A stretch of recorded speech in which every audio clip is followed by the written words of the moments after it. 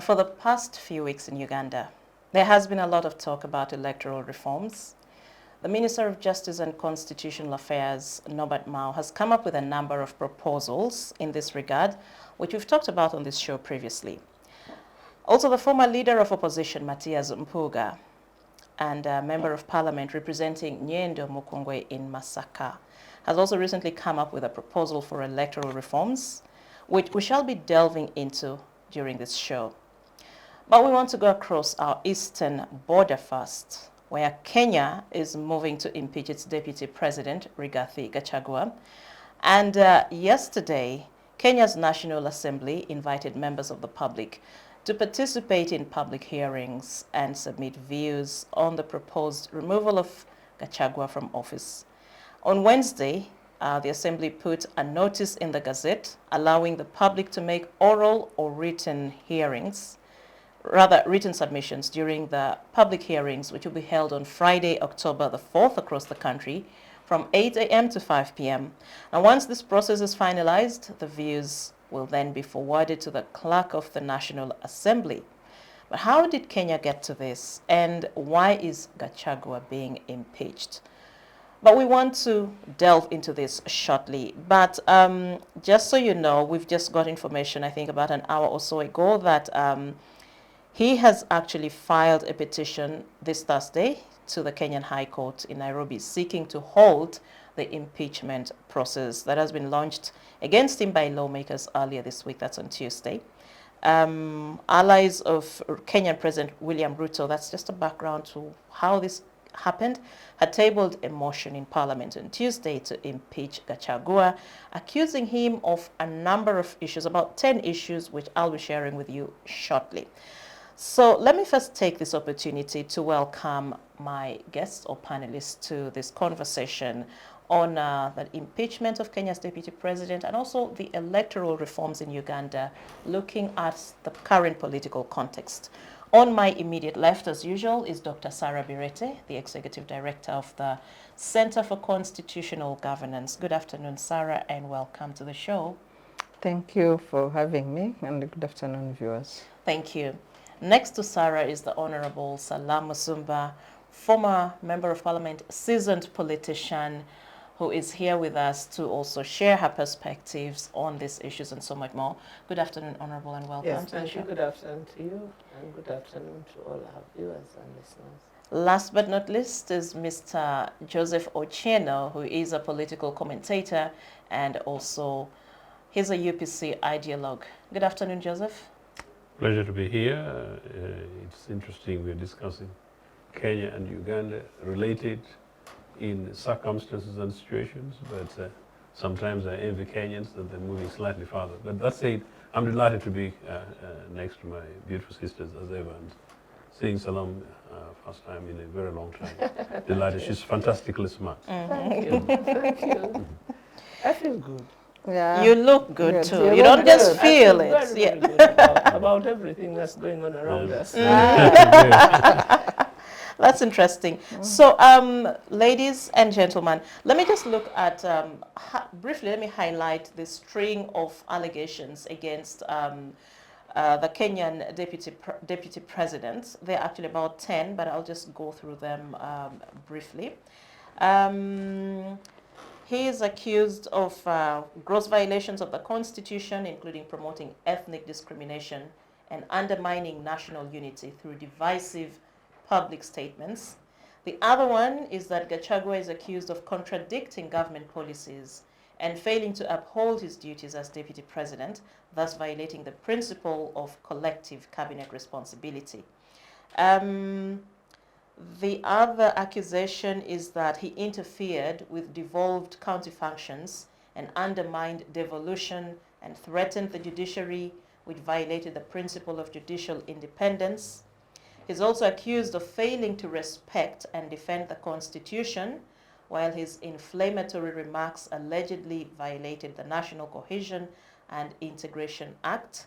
Gachagua is also accused of failing to respect and, yeah, it's the same thing, failing to respect and defend the Constitution, and by promoting ethnic hatred. He also engaged in corruption, money laundering, and abuse of office, which violated anti-corruption laws, making false and malicious statements, breaching the Penal Code and Leadership and Integrity Act, and gross misconduct, including reckless attacks on the National Intelligence Service, insubordination to the president, bullying public officers, and influencing corrupt practices. Now, let me hear your perspectives, just your thoughts about these developments that are happening. Of course, bearing in mind that Kenya has been quite turbulent in the not too distant past, the past few months and up to now. So there's a string of events that are actually leading to this. And you never know beyond Gachagua what else happens in Kenya, but the situation is generally fluid, politically speaking. Dr. Sarah, let me hear your thoughts. Well, I think as well of background, we need to look at the Kenya's history with the vice presidents. The first vice president, who was a hero for independence, Mzee Jaramogi, stepped down after 2 years. And in this process of impeaching the deputy president, his resignation letter somehow surfaced on the internet. And the key reason that went viral was a paragraph where he said that he was in office with no work, and he thought it would be hypocrisy and unfair to the citizens of Kenya to keep drawing salaries and using taxpayers' money while having no work to offer to them in terms of a service. And he said he's better off going to his private businesses. He later went ahead to become a successful businessman. After Mzee Jaramogi, you have the second VP who was of Indian origin, Murubi, who lasted a few months and resigned because of the political hostilities. Then Arap Moi, whom in Uganda we fondly refer to as a professor of politics because of, well, his manipulative ways in power, who was more or less the longest serving president, VP, and later president. From there you come to Mwai Kibaki as a VP for Moi. He also later resigned. And then the likes of Saitoti, Mudavadi, and Kalonzo came in thereafter. And Gachagua is the 10th vice/deputy president, but second under the new constitution. If we go in the immediate history of the first constitution, the 2010 constitution, with Ruto as the vice president, Ruto had his own share of a fallout with Uhuru. And in the last days, I think he was spending more time in Uganda than Kenya as a VP. What was he doing in Uganda? On the farm, he was on the... Well, socio-economic. More than that. No comment. Okay. Socio-economic activities, and I think he would be more active in Uganda than Kenya.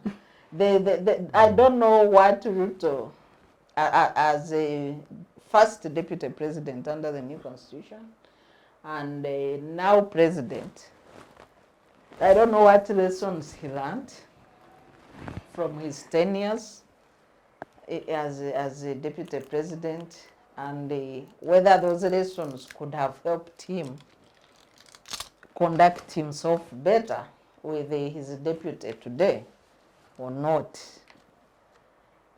When it became apparent that Ruto and Uhuru had fallen out, Uhuru being a gentleman that he is, we did not see the maneuvers then that are happening today. The fallout only became more apparent in the campaigns. That's when we got to know part of the inside, maybe of what could have happened. But if you compare today, it's like the government is being run on social media. And it is. Everything is like being laid bare, And I think statecraft demands better than that. Of course. It The demands better than that. Yeah.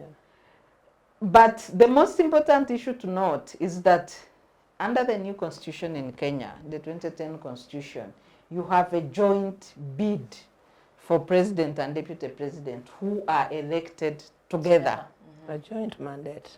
They get a joint mandate from the people. And this mandate is the same.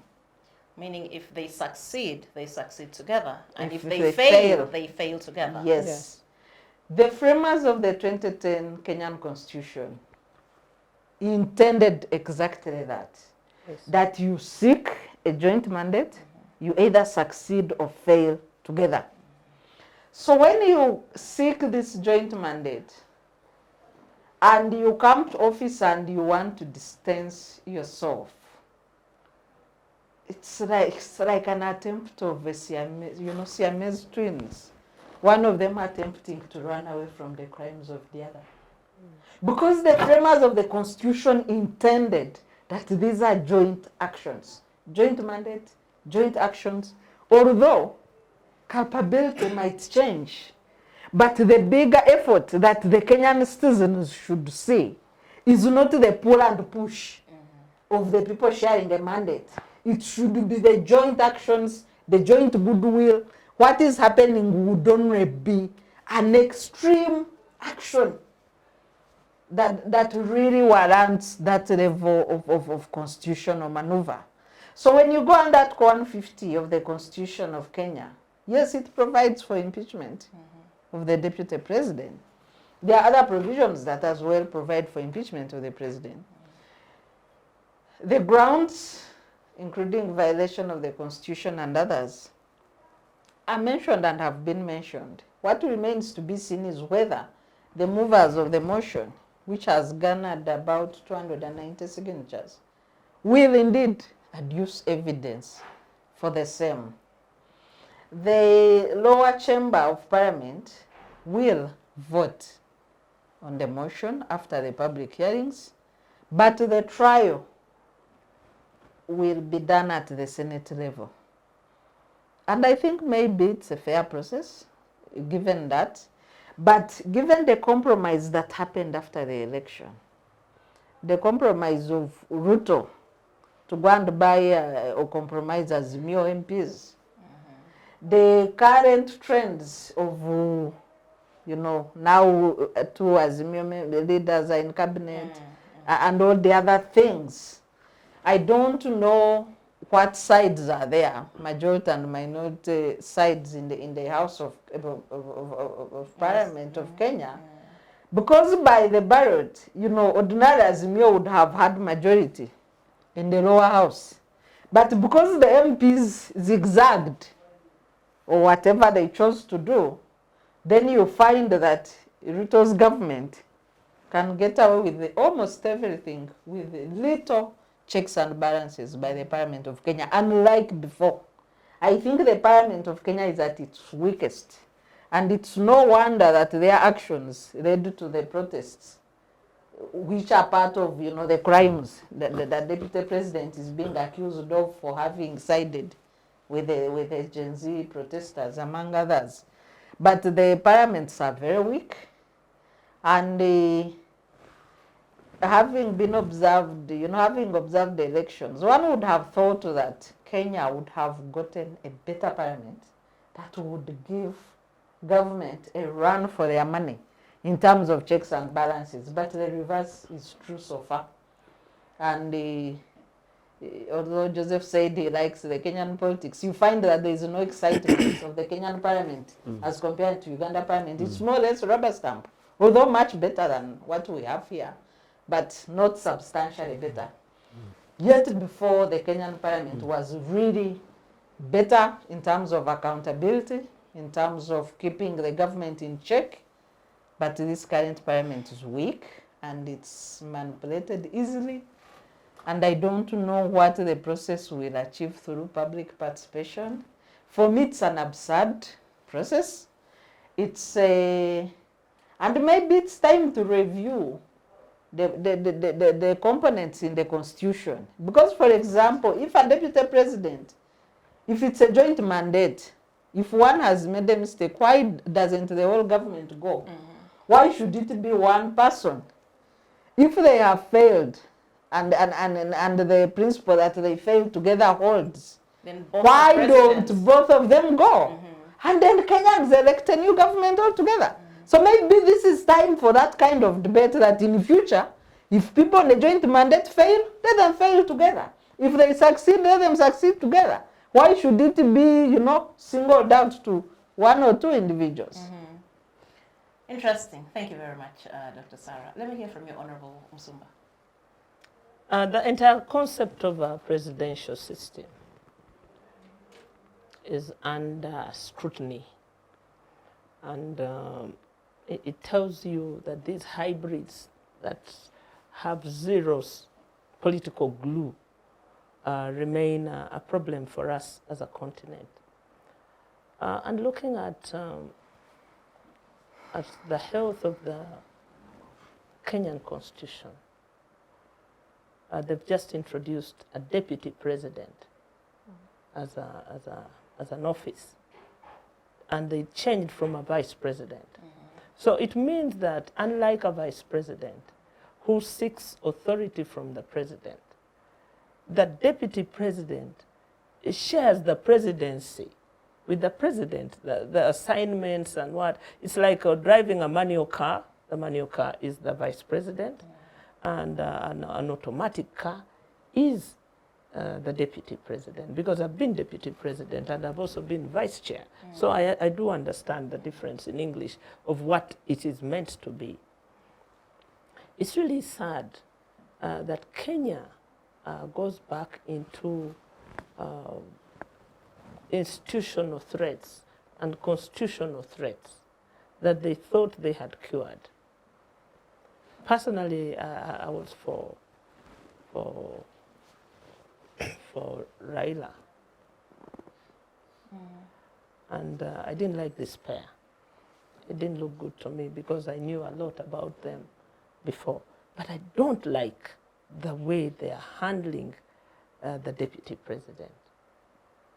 It is clumsy, it is ugly, it lacks the statecraft that Kenyans are known for. Yeah. It is not neat, and one wonders whether a bicameral parliament works. We shall be actually talking about It that. it also puts into play whether a bicameral parliament works, whether a presidential system works, because all of them are under great test. But having observed, as I have growing up in East Africa, what is going on in Kenya, I feel sad for Kenya, that they have not made any intellectual progress, any political progress in what they're doing. They've gone back into the gutter politics that they sought to correct for all these years, going through the constitutional review. What was that? They call it what? Process? Biogas? That process they went through. I mean, it actually drained them professionally, it drained them politically. That is so sad that you have to take your country through that again. A joint mandate requires a joint management. That was what it was meant to be. And actually, you cannot say that it was a mistake, because the deputy president finds himself onto that ticket as a choice of Ruto for the Mount Kenya population. Right. And that's how Martha Karua finds herself on the other joint candidature. They were balancing the Kenya politics, which is tribal. So you don't turn around at this moment and play tribal sentiments just for the sake of it. It is badly wrong, and I think you need to stop in your tracks quickly and correct yourselves. Very well, thank you. Joseph, you admire how Kenya does and manages its affairs. But when you look at how it is handling the deputy president situation, do you still think that is the correct approach they should actually be using? In relative terms, I was saying that I admire the efforts in a holistic way that Kenyans have made, or certainly the strides they've made in the last 40 years. And I say so as somebody who said again and again on this program, and it will be contextualized that Salaamu, you see, I have a very special link with her, Busoga College Mwiri, grew me. And so after my O-level exams, I had my first long holidays waiting for my results from Eldoret. And at the time, we were amongst the glorious ones. Of course, there will be a mix of opinion that we had got rid of Amin, and we had quickly, in about 18 months, managed to go back to pluralist politics, multipartism, regardless of your opinion, as it were. And then, as a young student, then activist, I found it very strange that in Kenya, at the peak of Nyayo, a peak of Moi, who was completely untouchable at the time, that it was a monolithic polity. So I will say that again and again and again. As early as that time, that's why I'm quite critical to encourage young Ugandans that they should be much more constructively engaged in our national polity. I had very developed opinion that democracy is the way. And so at the time I was saying that, well, we had 90 years of Idi Amin, but now we're into the second year of multipartism in Uganda, and I couldn't understand why Kenya, that had not had an Amin, was having a one-party system in which you only shout Nyayo and nobody else. But fast forward from then to today, we've had Kenya where Moi is compelled to retire, and Moi is replaced, and there is a national consultative conferences engagement that took place. Bomas, which I call the biomass. Yeah. Bomas sound alike. And actually prior to the Bomas arrangements that granted those that post-election violence in 2007, which was crude, I covered it substantially then in my other trade.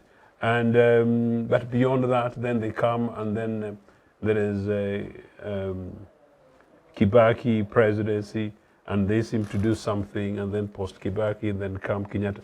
Regardless of whichever sides we were, that they managed to go through their successive challenges and then have successive elections. And here you have the ticket of Uhuru and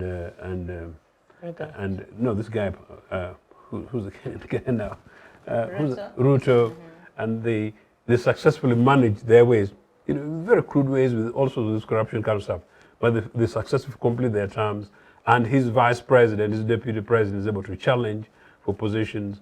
Then come the last elections, notwithstanding what Salaamu is saying, quite genuinely, Kenyatta supports Raila, and his vice president takes a different position. Election does take place, not without prejudice to whatever else might have happened. Uhuru successful hands over to somebody to Ruto, whom he generally did not like. And so fast forward to where we are, number one. But number two, the current constitutional arrangement we're discussing is the 2010 constitution, a recent constitution compared to ours of 1995. Their constitutions have been tested variously, but they've not been abused as much as ours. And I do not think their constitution can be abused and ripped apart in the interest of a handful of individuals the way ours have. They're threatening too. And fast forward, in fact, it's possible unlikely that they could, if you consider how the Gen Z movement happened, which now links to Rigathi. But most importantly too, that the test of that constitution that puts in the office of the deputy president, I think if you see it from building institutions going forward, is actually a test for Kenyans. That one, you can have a president, a deputy president that can be impeached, and there will certainly be a president that will be impeached in the future. And that you have a deputy president who is potentially going to be impeached, or the constitutional process in for him, but the Constitutional Court, has ruled and annulled an election under that Constitution. So if we look at that progressively, and in view of the fact that we're having in the last 1 or so weeks, having conversations about merely a law society elections in which the whole thing becomes so crudely, divisive and name-calling.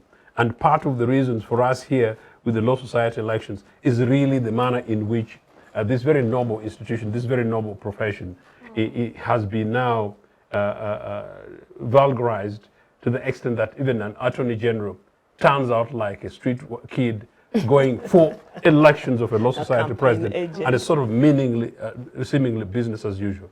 I suggest that this, for the purposes of the test of the Constitution, and for the purposes of the attempt to build the institutions, and for the purposes that actually those in power and those in positions who are found wanting by the Constitution or by the law, at least respond to that.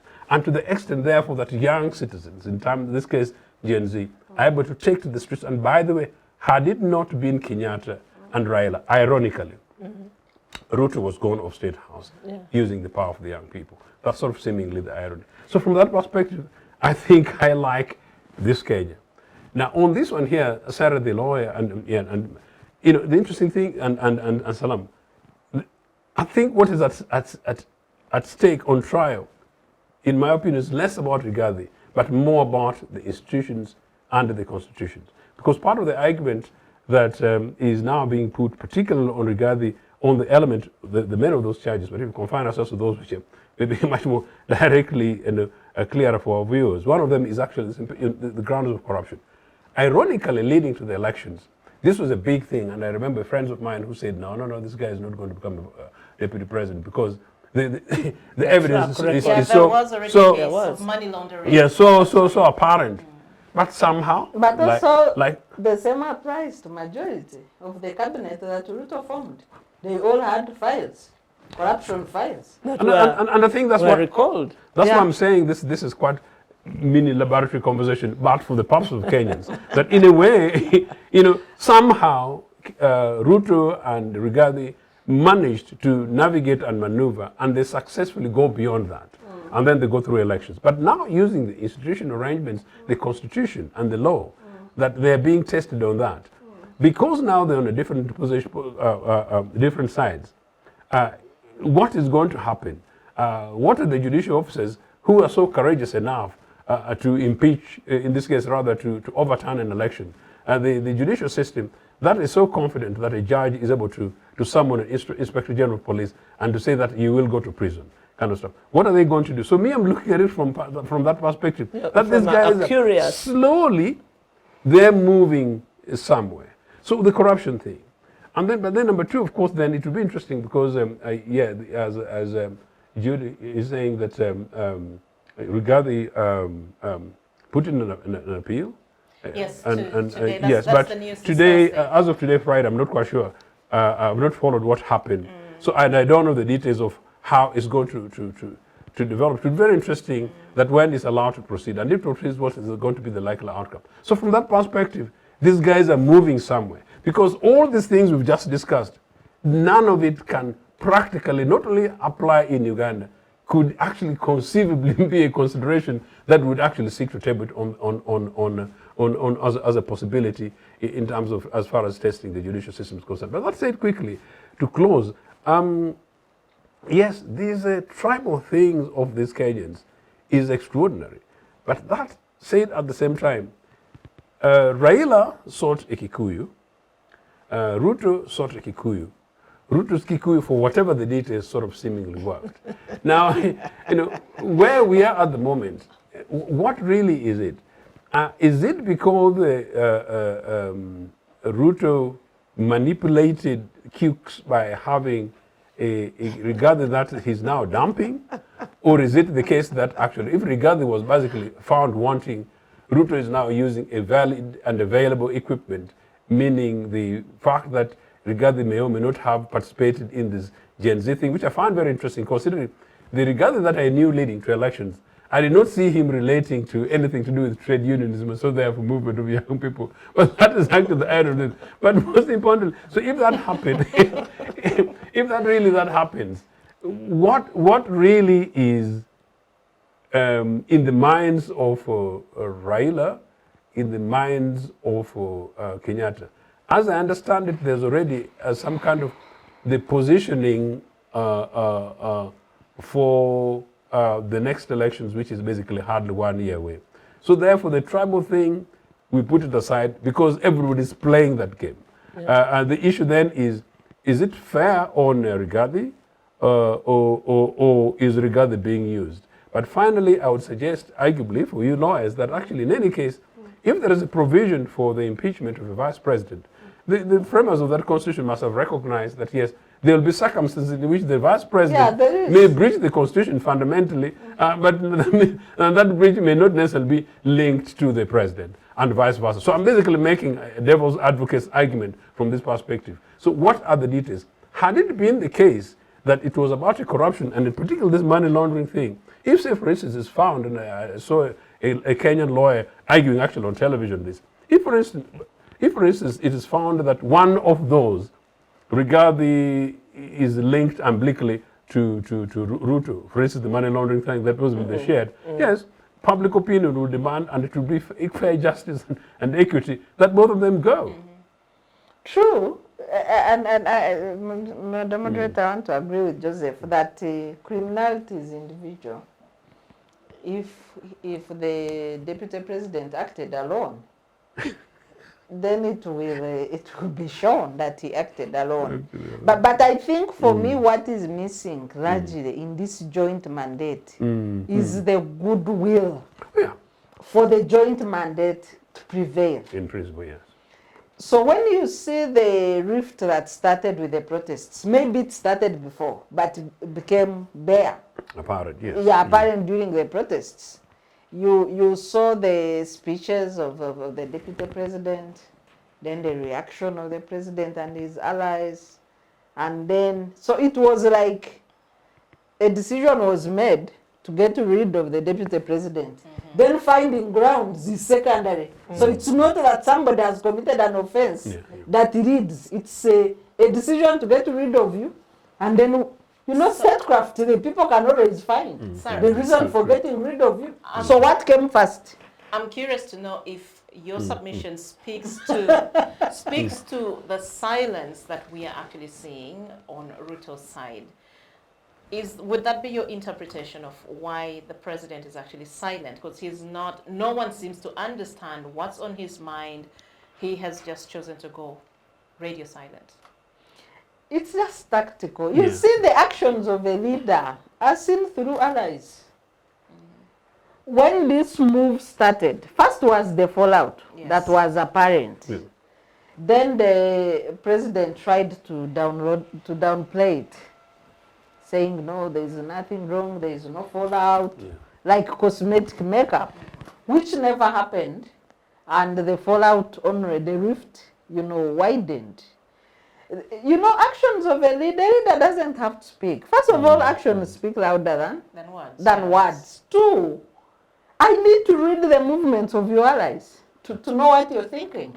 That's what leadership is also about.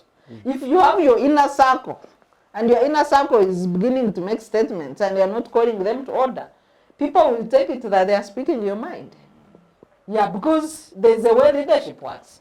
But so when you look at this Gachagua case, it's, for me, a case of saying we have taken a decision to get rid of Gachagua, then political reasons will always be found. And you see, that was when it gets funny, when it comes to you who, that is where you find the intrigue, that's where you find the plots and counter plots, and that's where it gets ugly. I think Kenya has not forgotten nothing of the Moi era. They're back at it. And maybe they sucked the breast of it, and that's what they're actually doing. The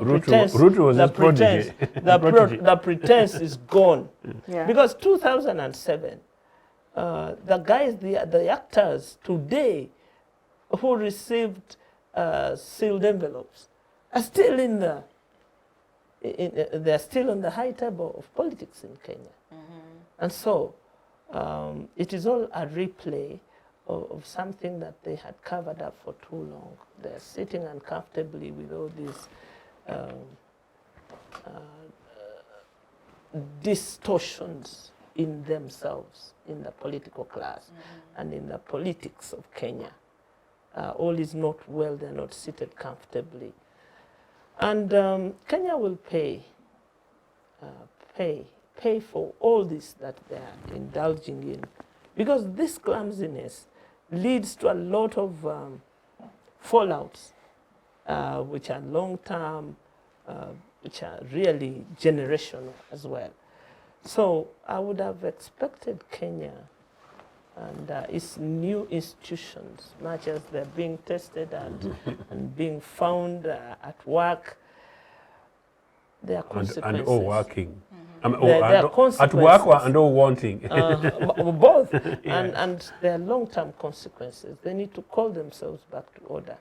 But the cheerleadership I watched the speaker at it, and I thought, too old to be involved in such poor games. The speakership is also being vulgarized. Yeah. And it's sad for a man that old, and that it's bad. It's really sad. For me, it's sad for Kenya that you have no role model in the region to point to. The other day, Tanzania just fell through when one of the opposition leaders was killed. So you begin wondering whether people, this political class we occupy, whether they have any brains or anything to offer the continent. Yeah, so coming from the Gen Z protests, the demands that young people put on table. And there's a poem that went viral recently in Kenya, Cry My Beloved Country. And then the 6-page letter that Professor PLO Lumumba has written to Ruto. The Kenyans are not happy. The Kenyans are not happy with the Ruto's leadership. And he knows very well.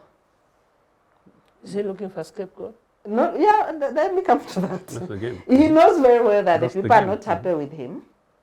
So you wonder what games he's playing, well knowing that there is so much distrust in his government amongst the people. So there are two things. He's either looking for a scapegoat, or he's in a gamble to make new alliances through the appointment, new political alliances for his re-election.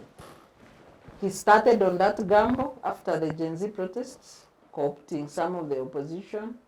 Now he could be concluding that gamble. He's doing both. Or both, of saying, all and more. yes, maybe then he will appoint Azimio. The hustler. Yeah. The hustler. So the hustler is trying to Will be get a hustled. new gamble for state consensus hustle. on the next ballot. Looking for new But I hustle. think also the flip side is that these games might see him as a one-term president. Yeah. Very interesting. So that's actually interesting because when you read through the history, the recent Ruto before he became president, when he was with Uhuru Kenyatta, and also how they fell out, and now in his presidency we're also seeing an ally who stood. He's at the heart of all these fallouts. He's a constant. So even in the past, Yeah. Yeah. he was. Even in That's the why I past. said he's a Moi protege. Ever since he came He's on an the expert scene. trainee, really, Yeah. from Moi time. Yeah. But what then does this portend? It's a reincarnation. What then does this portend for Kenya in the long term and in the short and the long term? It's bad news. Maybe a constitutional shake-up will make them strengthen. Because Kenya has largely a good constitution. I was even shocked by the clause under Article 149 that an elected deputy president can be replaced through appointment. I think for me that was a distortion. Like, what is that? You have somebody who is elected in another suffrage, election, 50 plus 1. And then you say have once to we for get appoint- rid of you, We can appoint. we can replace the mandate of the people with a piece of, with a pen and with ink and on a paper. I think for me that is a distortion in the Kenyan constitution, and maybe this weakness, this process will help them fix that weakness. Because an elected DP, if they seized hold office, go back and replace them through the mandate of the people. If it's not that, then it was a fraud, ab initio. Yeah. So, something is badly wrong with you guys, Kenya. Fix yourselves. Just want to hear what you think about just what the implications of these kinds of developments in the short and in the long term. As I said, it isn't new. It is going on since independence. The manipulative politics, particularly by the number ones in Kenya, and by and large, it has predominantly worked for them.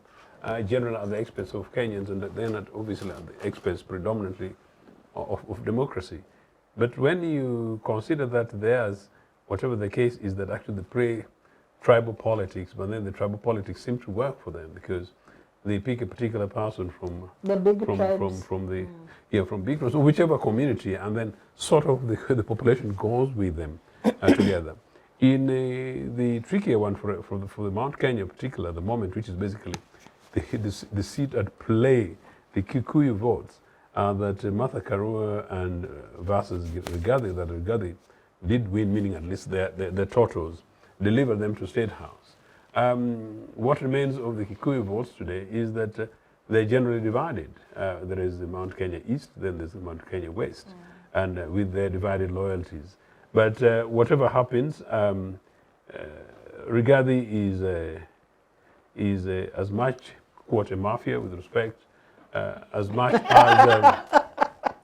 as his own master. Yeah. So, unfortunately, both the long and short term, Rigathi is not going to pack his bags and go home. No. Even in the event that he were impeached, he's not going to pack his bags and go home. Like, I think he's also made it clear he's not going to go down, isn't it? Like without putting up a fight. He's actually been very clear about that. And nor is And he doesn't even have to declare it.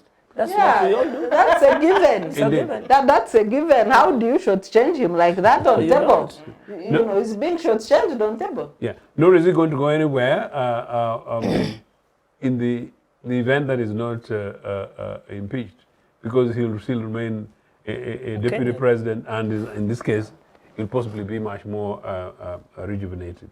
Now, interestingly, as I said, I did not see myself linking Rigathi with the Gen Z movement. One, young people, the guy that we all knew leading to the last election. Yeah. And two, the guy and what he represents, you know, and that's, I don't know, politics in Africa, with the interests of the rather robust, clear, and very impressive demands of the young Kenyans who constituted that campaign. I did not see it.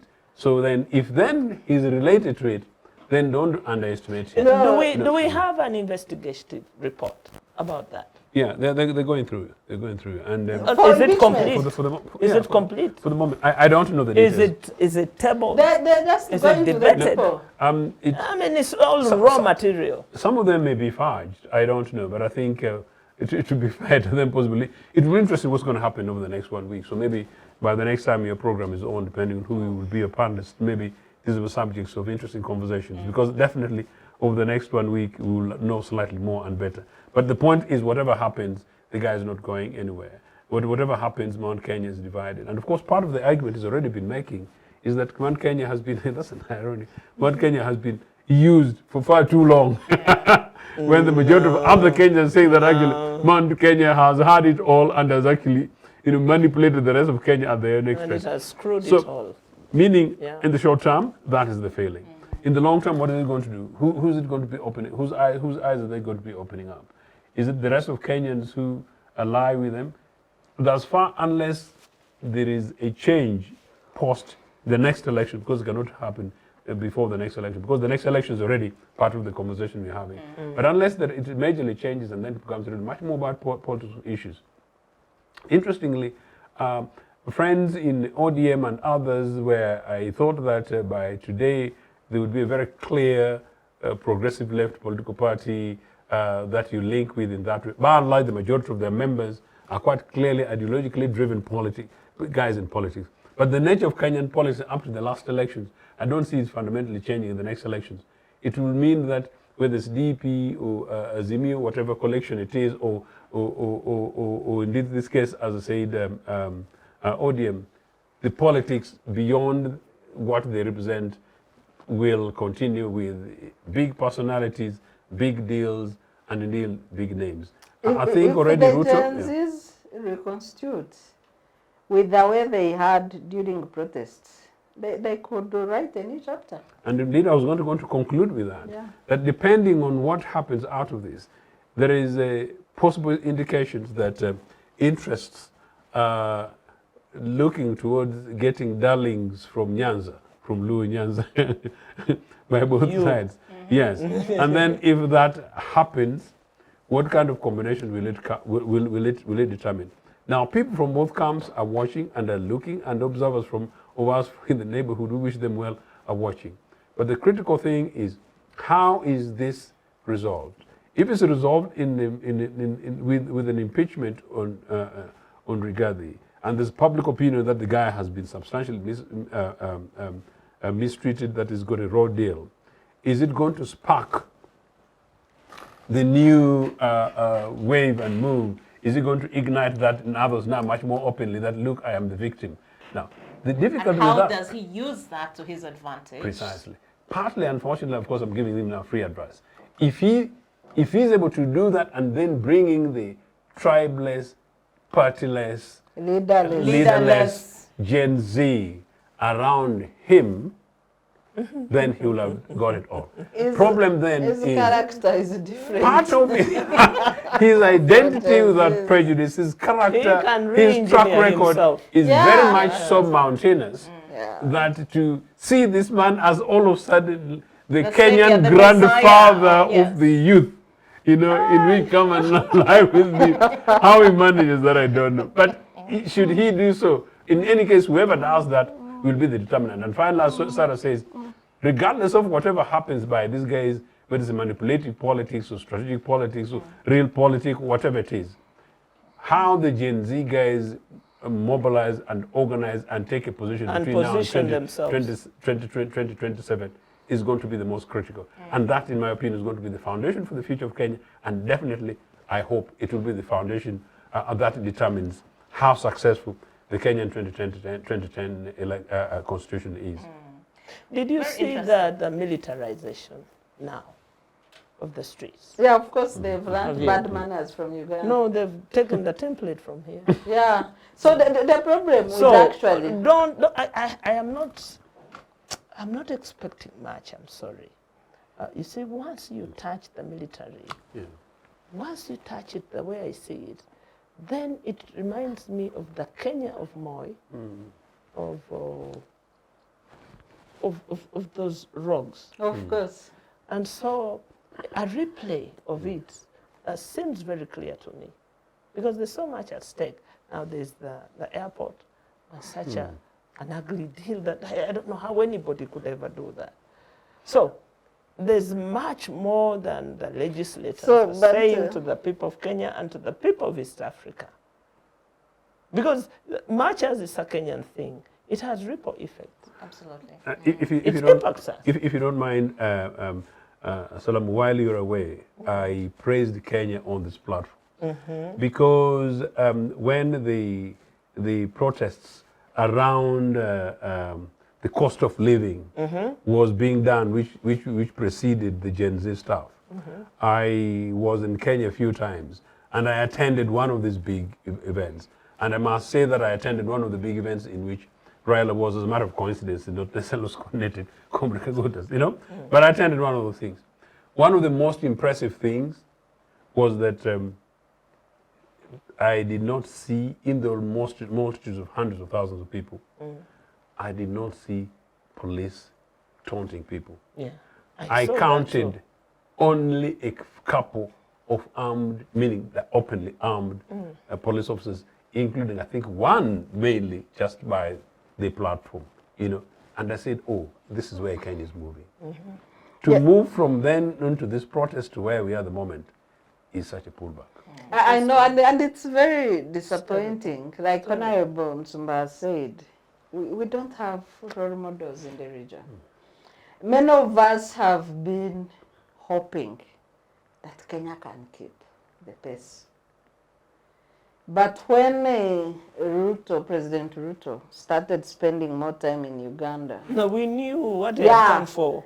so he came for that bad mentorship, which he carried wholesale to Kenya. Because amidst the impeachment, what are the other attempts to distorting the Kenyan constitution?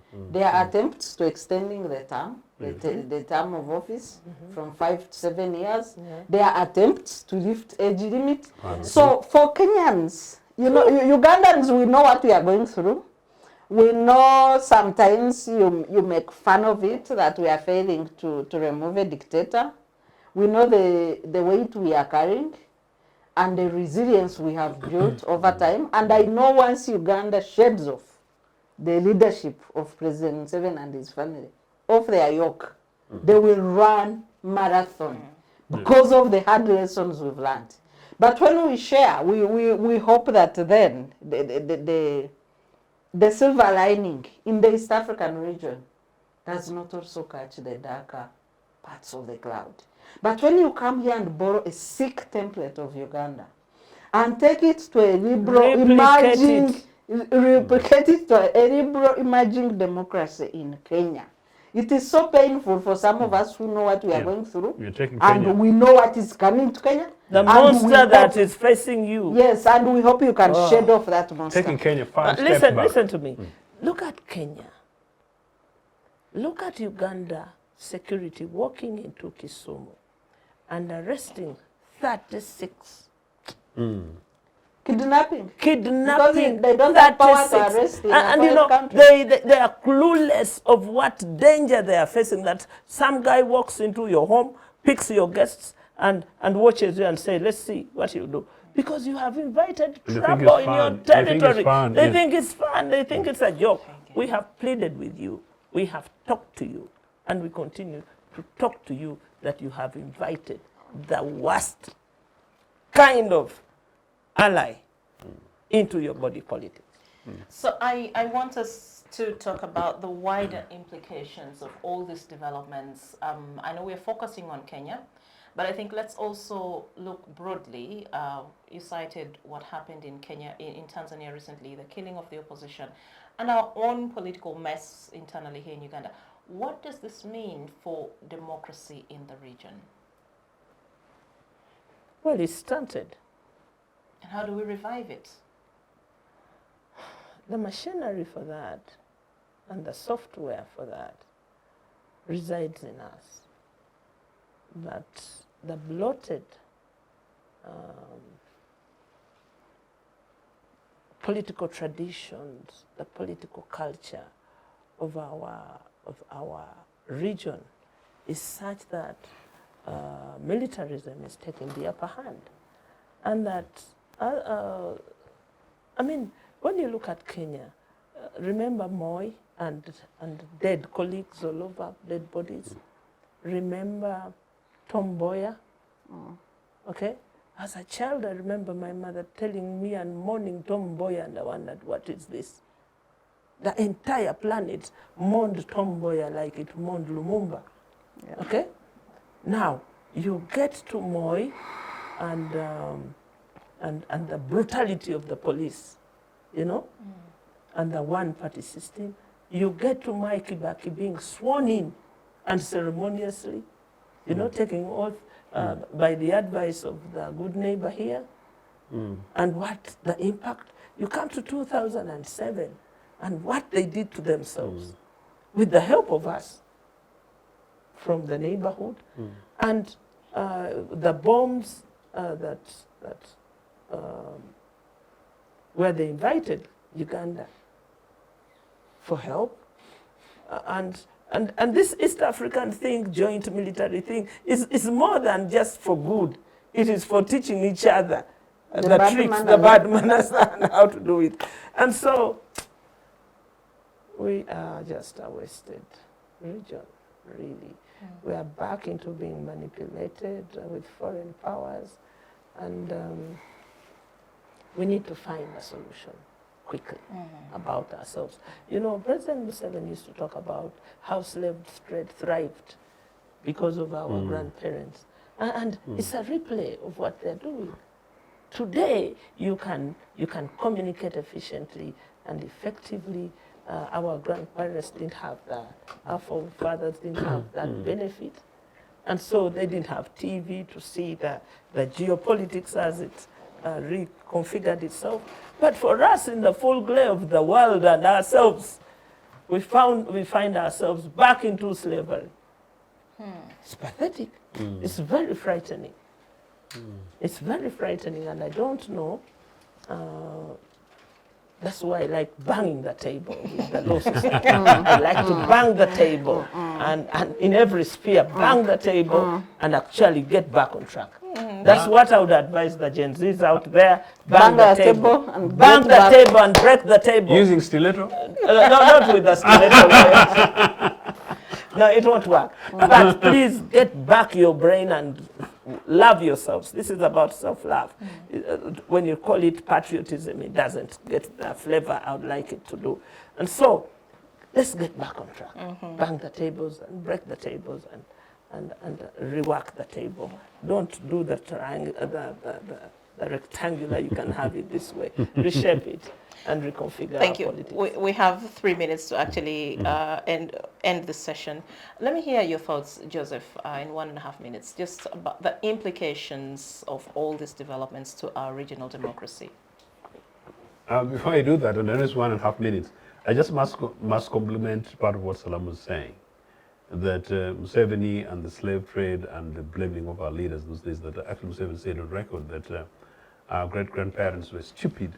I think he used that word stupid, that's why we're taken as slaves. So that was very insulting, and actually Africans in the Caribbean and Africans in America were hugely offended. That, by the way, the Pan-African Congress that took place here, a number of delegations, Sarah, then you're young and almost around those times, a number of delegations opted not to come because of Museveni's offense. But fast forward around the same time, I was president of the All Africa Students' Union in Europe. And one of the things I've been telling young Ugandans recently, and in fact a number of other young people that I meet, particularly around academic institutions, that as recent as that time in the 90s, I would jump from a train to another train and to a bus to go from one university to another to basically take information. To take information. Today you have a border. And I would go and wait and look for where the notice boards are to put notices and to check who is the head of Africa Studies and who's the head of Africa Society, and even that occasionally then make average phone calls, landlines. Now that's as recent as recent. Today it is actually on my phone. And what is it that an average young student leader has as an excuse not to do the right thing? What is it really that an average young person in this country, in this region, got as a young African not to do, let alone all our leaders? So times have moved on so hugely to the advantage of us as Africans that we hardly have an excuse. But how linked to that, if we consider that the template from Kenya may have been imported whole and possibly with a blank check, from the Republic of Uganda, then we should be afraid. And yet, I am still sticking onto the hope of the Gen Zs across in Kenya, that you guys did such a fantastic job. That, remember, you nearly did it, to the extent that you caused a cabinet shake-up, to the extent, therefore, that you caused the collapse of a government short of the resignation of a president. to the extent that you caused a complete reversal, a budgetary reversal involving 3 billion equivalent of US dollars. That is no mean feat. No. So you guys, you did it, and you can do it again. Yeah. In any case, part of my challenge is that, what about the young guys in Tanzania? What about the young guys in Uganda? What about the young guys in Rwanda? What about the young guys in Somalia? Sudan. What about the young guys in Sudan? And what about the young guys in Congo? No. You see, protests and like Gen Zs, of course, after the other groups joined them, they are maintained by the middle class. For protests to be successful, and we can say that's the reason for largely the failure in Uganda and Tanzania. So for protests, yes, for protests to be successful, it needs the middle class, the Bangladesh, the legal fraternity, the medical fraternity, the political elite. So you need the political elite, the professionals, the working class to say enough is enough, back on track, get back to order. When they did it in Sudan, regardless of the military might of Bashir, he had to go. Yeah. So in Kenya, the Gen Zs could not hold the struggle longer because the middle class withdrew. Under the talk of dialogue, come we talk, come we work together, they were scattered by that, that propaganda. And now the propaganda has led to the onslaught on the constitution. Yeah. And more is yet to come. Once the constitution is tested, then these maneuvers of 7 years of life presidency like in Uganda, they are going to find their way there. So for me, my hopes still rise with the Gen Zs. Don't allow your leader of a emerging liberal democracy like Kenya to come and cut, copy and paste funny templates from a dictatorship like Uganda. Don't allow it. And fight it with your feet.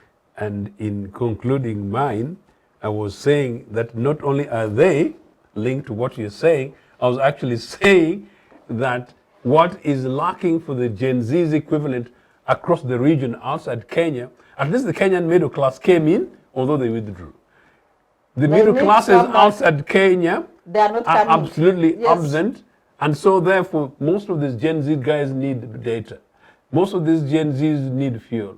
Most of these Gen Zs are people who can't afford. Most of these Gen Zs still have to look back to where they're going to be sleeping. And that is where the cushion lies. And there you're absolutely right. But guess what? The bang the table in the Republic of Uganda showed that a critical element of non-Gen Z people in the most elitist profession called the legal profession woke up. They just need to retain that. They just need to have confidence. They just need to remobilize themselves. And they just need to have the confidence that it's actually possible for them to do it. And if they knew that the major fluid is actually the youth of this country, and so the youth of this sub-region, there is no reason why we cannot have hope that it can happen here and it can happen across the continent, and it can, certainly across the East Africa and across the continent. But in any case, what we're agitating for is really not them versus us. No, we basically just want a Better society in which Yes, rule of law yes. applies and all of us live in dignity and in prosperity, And we which thrive. is actually confident We for all this thrive. country, for this continent. Yes. Thank you very much. Thank you very much. Let's now take a break, and then when we return, we now come back home and talk about our reforms within the political context in which we find ourselves. Bearing in mind, we're just less than a year or less than 2 years to the next election. This is Citizen Chat Show. My name is Judith Atim. Stay with us. Digital rights are those human rights and legal rights that allow individuals to access, use, create and publish digital media or to access and use computers, other electronic devices and telecommunication networks. Digital rights include a right to freedom of expression, information and communication through technology, a right to privacy and data protection, a right to credit for personal works, a right to universal and equal digital access, a right to identity, a right to anonymity, a right to be forgotten, and a right for protection of minors, among others. The state's digital rights are frequently violated through various unfair actions, for example, blockage of websites and social networks, theft of credentials, unauthorized use of people's data for personal gain, privacy intrusion, online censorship, arrests and intimidation of online users, internet blockages, and the proliferation of laws and regulations that undermine the potential of technology to drive social, economic, and political development worldwide. It is hence every citizen's responsibility to respect rights of other digital users and to speak out or report to the responsible parties when one's rights are violated.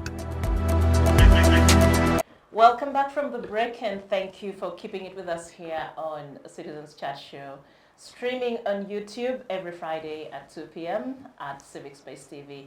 Subscribe, like us, and drop us a comment, and do follow our conversations and be part of it whenever you can. And also welcome back from the first hour, where we were talking about events in Kenya, in particular the impending impeachment of the Deputy President, Rigathi Gachagua.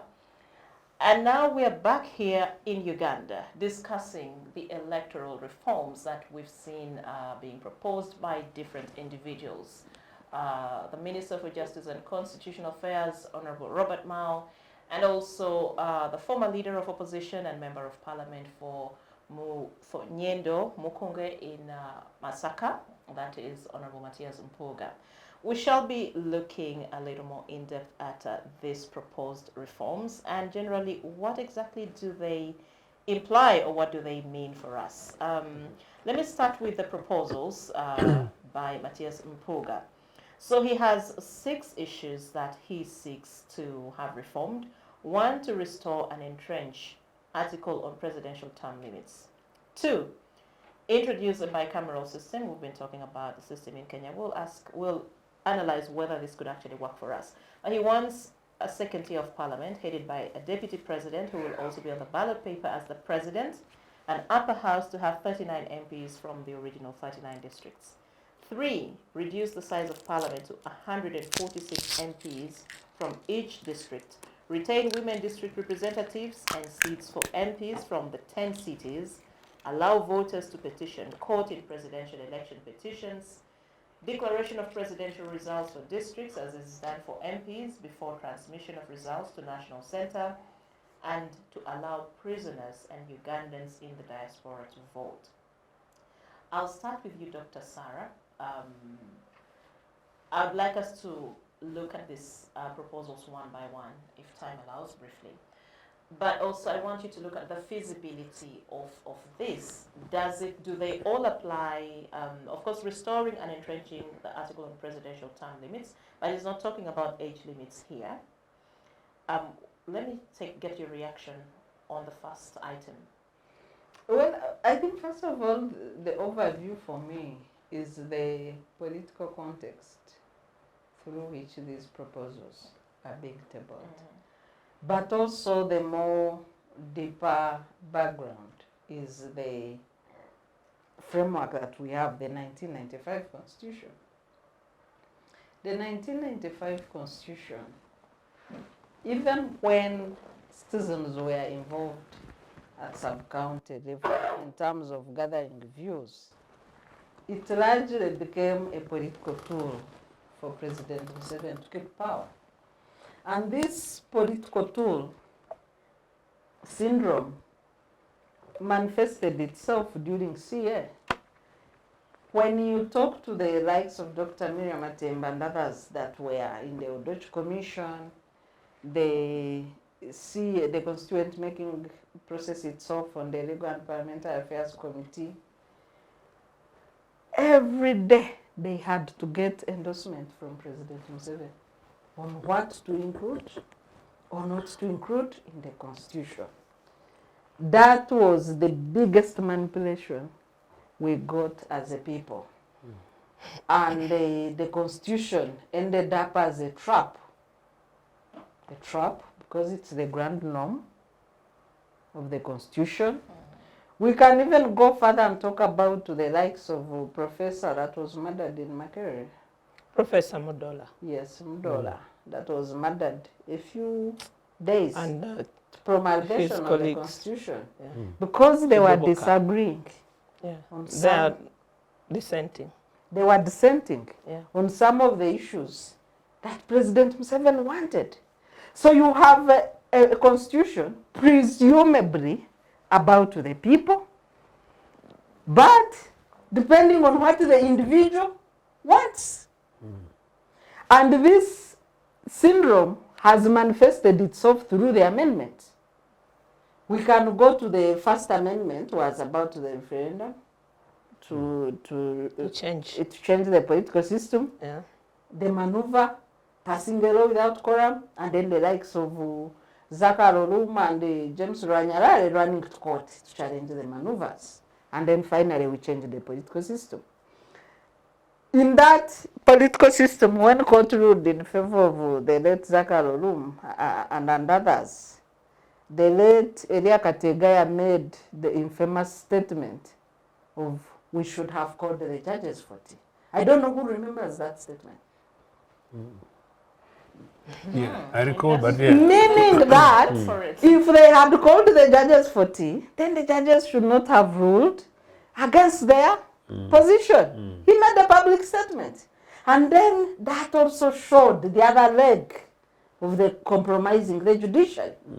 Because when you have a doctrine of separation of powers, you compromise or Dutch Commission, Mudora disagrees, he dies under mysterious circumstances. No, by bombing. Yeah, in one He day. stepped on a bomb. a bomb. In one day, yeah. Yes, that bomb thrower jogged away. Okay. Yeah, You he can, jogged away. you can hear that. I remember it was a big scandal Oh during my CA. Then you have Bosoga lost 2 very important people. That's why today you can talk about us as poor people. You killed our people. not me. It's sad. And I am It is expecting very, at it. Not very saying sad. you. Not you. Yeah, so we are coming through that process. During CA, the NRM caucus would meet every day. That's how they were cajoled into not entrenching term limits. Because according to Dr. Matembe, when they said, because term limits was under the articles that would be under 260 to be amended through referendum, that the president said, no, who would be mad enough to remove that? On that one, we all agree there is no need to entrench. And look where we are. Look where we are. And lo and behold. Term limits are removed. But what did we lose in the removing of term limits? Citizens' power to recall their MPs. It was a trade-off for lifting term limits. And it's tied under a movement system. So that weakens Article 1 of the Power Constitution. belongs to the people. Yes, how do you keep them in check? The citizens lost power. Keep their leaders in check as a trade-off for lifting term limits. We can go to age limit. The temple of democracy, parliament is raided by the army. And that action equalized with the raid. I don't know what adverse circumstances of the raid and of military raid of parliament. Yeah, but that also happened. We have seen the raid on courts during the PRA suspects, the Black Mamba. We have seen all these tests to our constitution. And Justice Kanyehamba with the petitions, the electoral commissions, what he has to say afterwards, after he retired. Yes, what had transpired. What transpired. How they got to the two. There's one you don't know to about. Their apartments, their high-rise blocks that people point to you in this city that were the price of constitutional. Which ones? Say that again. Their apartments and high-rise buildings in this city that judges and former judges own For the That was judgment. the trade-off. for the judgments they made. That the was for the electoral. trade-off. Yeah, For electoral petitions. yeah, Really? yes. I need to read Kanyamba's books again. I'll show you some. Okay. So this has been the journey, 29 years. Because the Constitution will make 29 years on Tuesday, 8th October. It's a trap. And I don't know whether it will hold beyond President Museveni's power or whether we will need a new dispensation altogether. Because if you have a dispensation that is amended, and that goes to the proposal, so we can entrench term limits. After all, it was a mistake to remove them. But we have also a proposal of to do with the sovereignty of the people, that the people should not elect their president. That proposal by Mao. Yes. So if you have such proposals, and after age limit, because we are very active actors on the other side that lost, but honorably so. We were told that next will be the assault on who elects a president. And indeed, the manner. So on Honorable Mao's idea to Parliament to elect a president, we were told of that idea in 2017, that it will be the next move to keep President Museveni in power, because he will be too weak to campaign, to keep going for campaigns all over the place. So they can sit and manipulate parliamentary elections, and then he keeps power like that. So we knew about it after removal of age limit. When Honorable Norbert Mao parades it as his own idea today, and in a manner in which he's parading it, Honorable Mao is a Minister of Justice and Constitutional Affairs, who is bound by collective responsibility, regardless of whether he admits having joined NRM or not. He's a cabinet minister. He should speak issues in line with his job. He has no luxury to table issues, to confuse citizens in endless or aimless debate. He's not an ordinary citizen. Minister of Justice and Constitutional Affairs should process issues either through his ministry and say, as a ministry, we are presenting this, or through cabinet and say that I have tabled these recommendations in cabinet and I'm processing. Once cabinet adopts, I will have a white paper which goes to the legal drafting committee White and then a paper? bill. Are there still such procedures as white paper? Yes. You bring it raw. Okay, so so what I'm saying is, now Honorable Mao has thrown proposals to the people in a raw form as a citizen. Yet he is not a citizen. And I think this is the deliberate political confusion that they are throwing on table, because citizens want reforms, meaningful reforms. Citizens want a transition. So you start throwing on table for random debates, and then maybe we might have a private members bill picking momentum, the same way Magezi, Honorable Magezi and Simeon Subuga caused amendment for age limit when cabinet was just watching. So we could have the same maneuver replaying itself. Very interesting. Quite a lot to also take in and process, I must say. Honorable Salam, what are your thoughts about all these happenings, these proposed reforms knocking us left, right, center? I go back to independence, who we are, who formed Uganda, what are the constituent parts of Uganda, and how have they been consulted? Because Uganda as a project came to be by a union. And now you have strangers overrunning the constituent parts that brought about Uganda and running away with Uganda. So you have Mao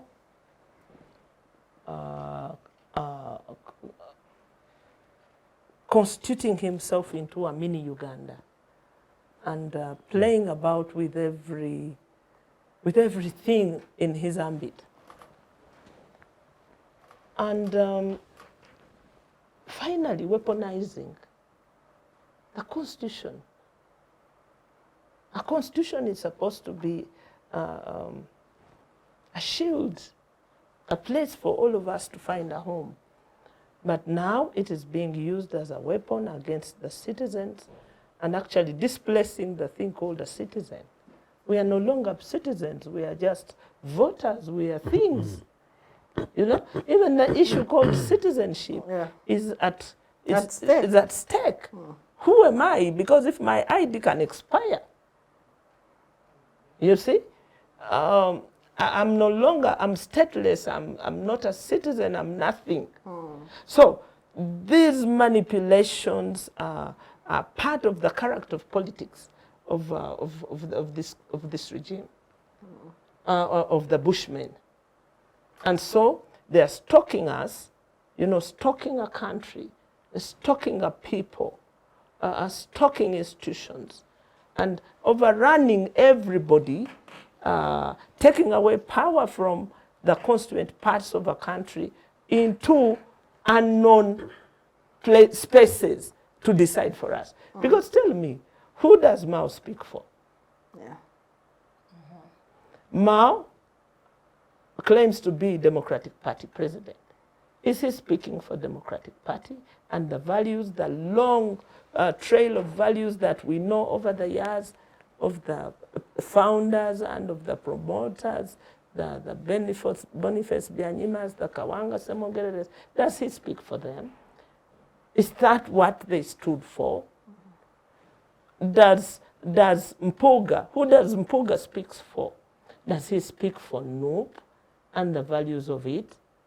He too was DP. Does he step back and speak for DP? Does he have any leftovers of those values? Look at Lumu, another DP, a disaster DP. Yeah. You know, destroying everything that our forefathers, political forefathers, fought for. You know? So, what we're dealing with is weaponry. It's not a constitution, it's weaponry.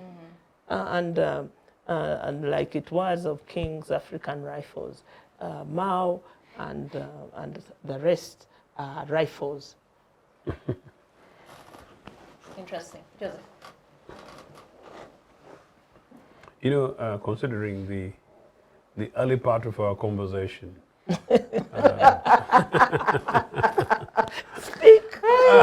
I am feeling very gloomy. Depressed. But I had just declared myself the optimist Yes. of my generation. No, it's extraordinary. Look, you guys, I think like my two colleagues have suggested to you, Judith, we're being taken for a ride. The most urgent thing in this country is actually not constitutional reform. It's not constitutional review. It's possibly not possible that even if they're done, and aspects of those are required, I'm not saying they're not anyway. In any case, some of the things being referred, as Sarah said, they should not have been amended anyway. Yeah. We're just not sure that in the absence of leadership, in the absence of a national leadership, in the absence of a concerted leadership, in the absence of a leadership that is conscious of the values of the founding parents of this country, as Salaamu invokes, and as she talks, she reminds me of a few minutes ago of how very major anger you young Ugandans. Every time I say you think it's Othieno, that's Othieno saying it. You know, you heard it from her. Busoga was no funny place, but it's a struggling place.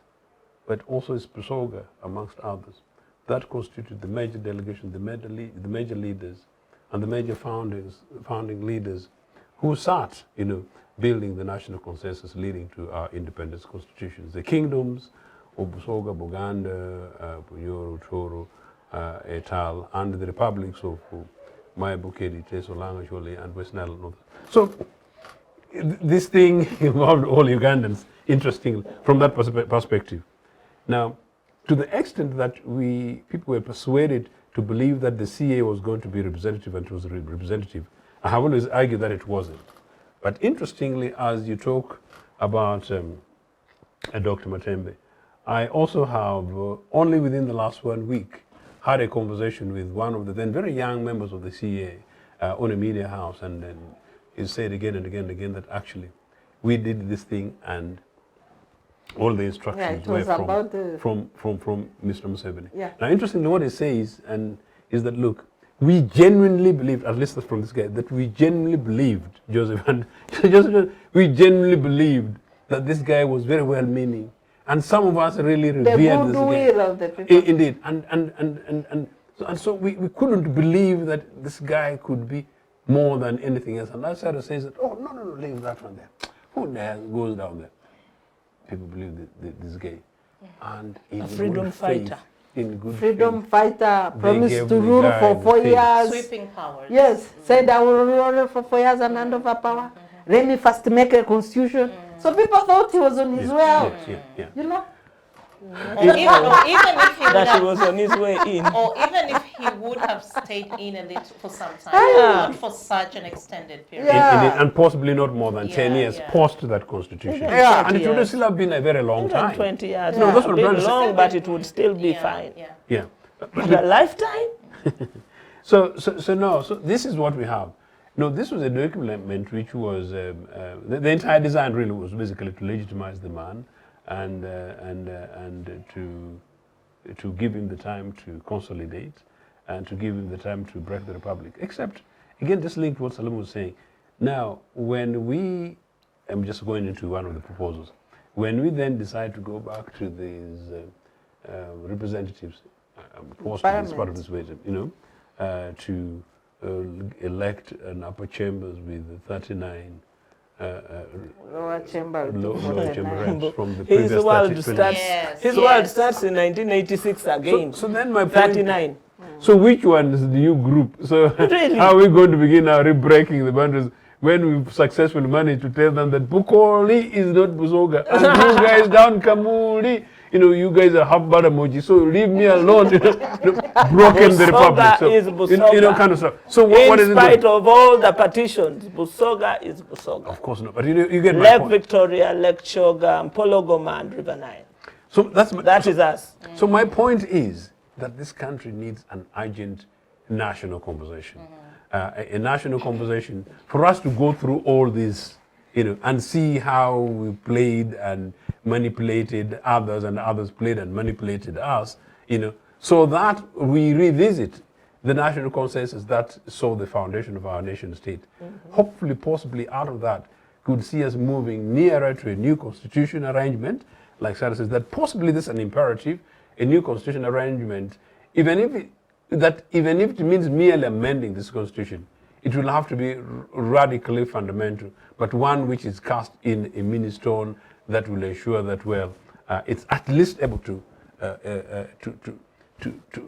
if you like, to manage the test of time over at least a generation or two, maybe at least 2 generations, not 5 years. At the moment, I don't see the spirit.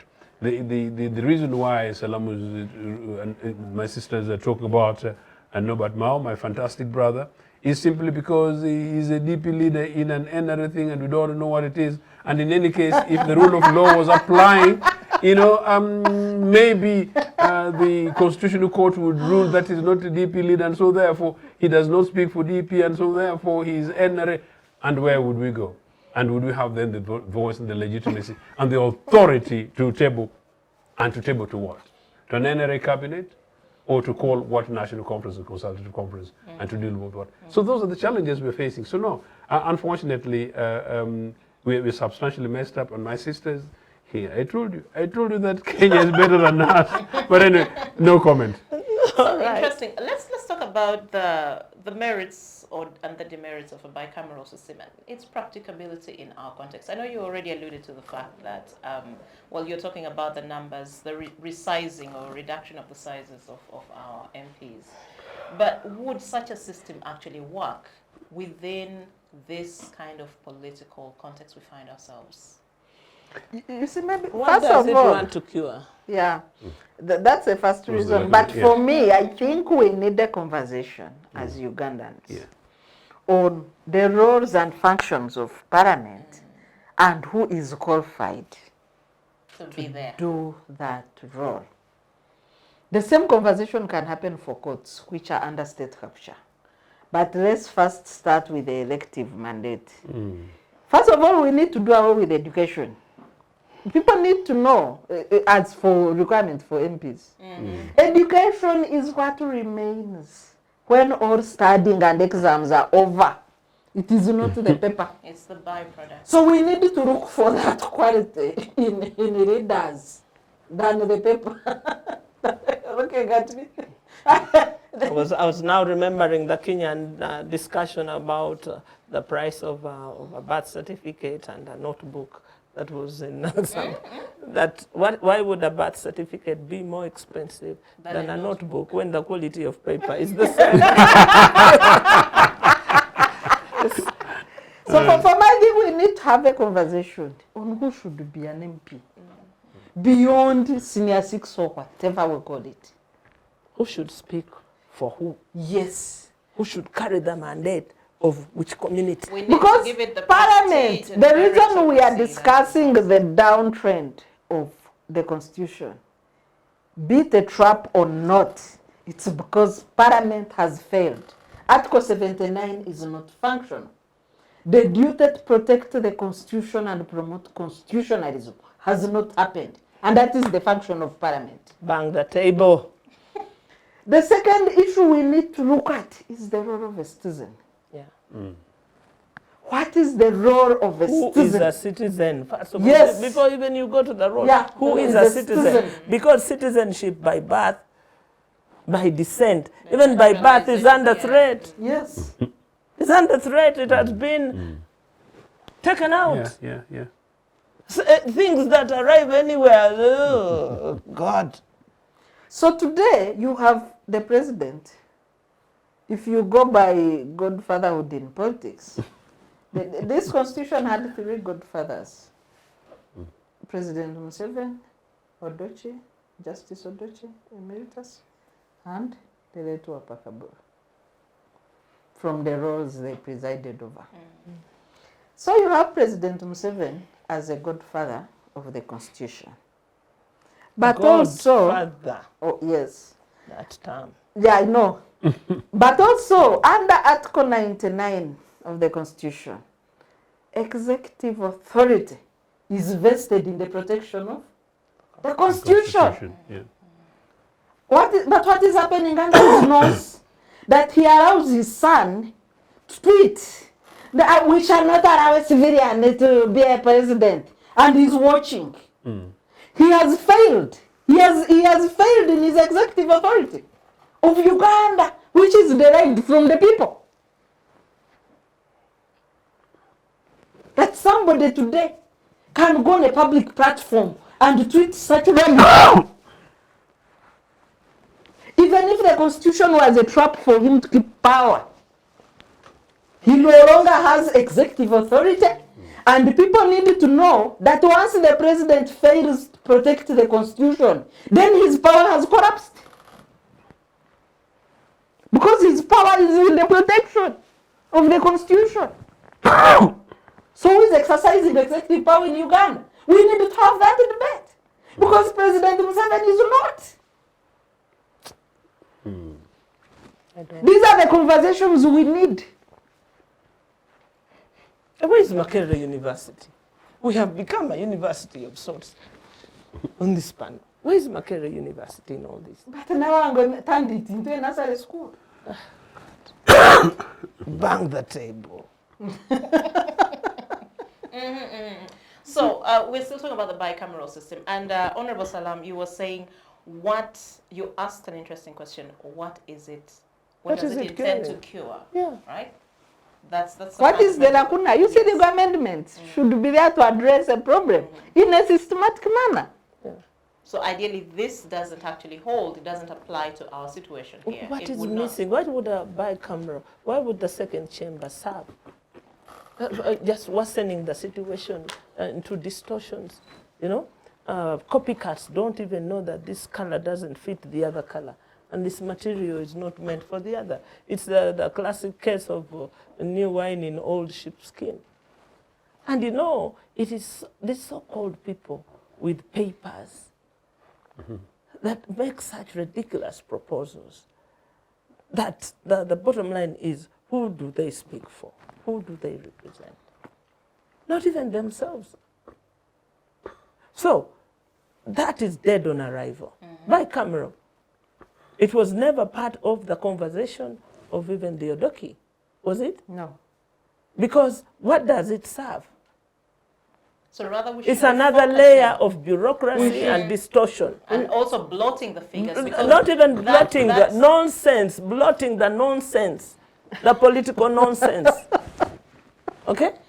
So ideally, the Because conversation should be then on what how we to should be having is to strengthen The existing- the 16 nations that made Uganda. Yes. That is where the strength should be. so that they become viable and competitive communities, not disempowered communities.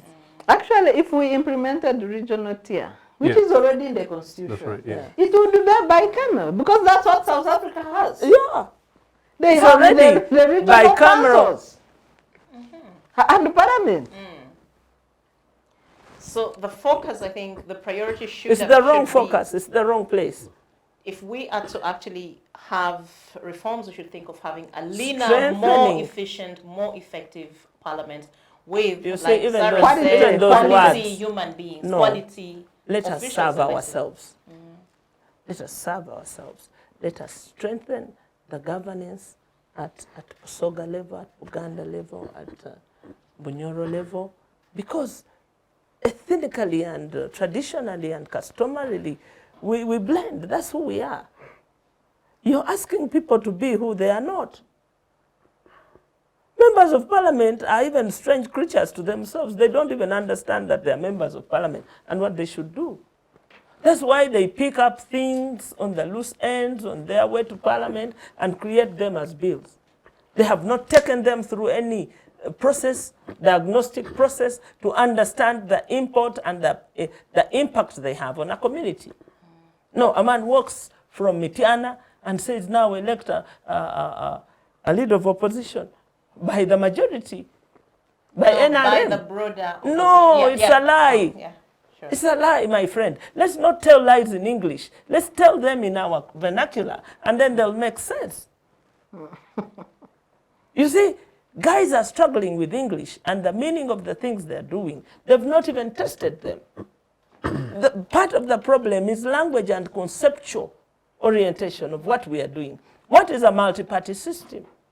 A man who has been in DP this long and is working, has been working with some of the finest mentors, should know this is not rocket science.